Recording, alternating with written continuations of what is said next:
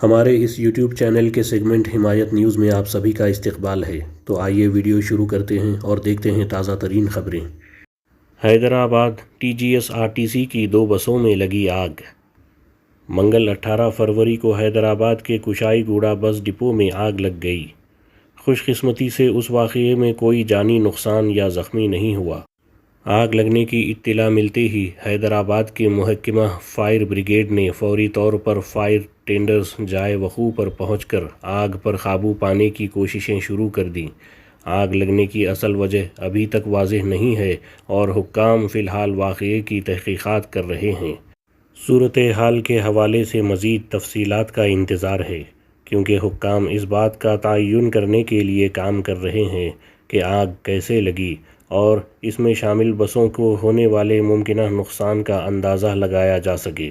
سی پی C B کا کہنا ہے کہ مہاکمبھ میں فیکل بیکٹیریا کی سطح محفوظ حدوں سے تجاوز کر گئی ہے۔ ڈاکٹروں نے صحت کے خطرات سے خبردار کیا ہے۔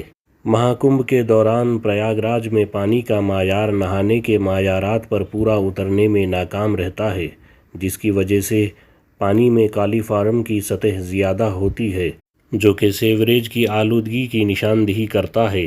نیشنل گرین ٹریبیونل نے پانی کے معیار کی عدم تعمیل کو اجاگر کیا ہے۔ زائرین کے درمیان صحت کے مسائل جیسے معدے اور سانس کے انفیکشن کی اطلاع دی جاتی ہے۔ حکام پر زور دیا جاتا ہے کہ وہ حفاظت کو یقینی بنانے کے لیے پانی کے معیار کے خدشات کو دور کریں۔ جاری مہاکمبھ کے دوران اتر پردیش کے پریاگ راج میں کئی مقامات پر پانی کی کوالٹی نہانے کے بنیادی معیارات پر پورا اترنے میں ناکام رہی ہے، کیونکہ پانی میں کالی فارم کی سطح زیادہ ہے۔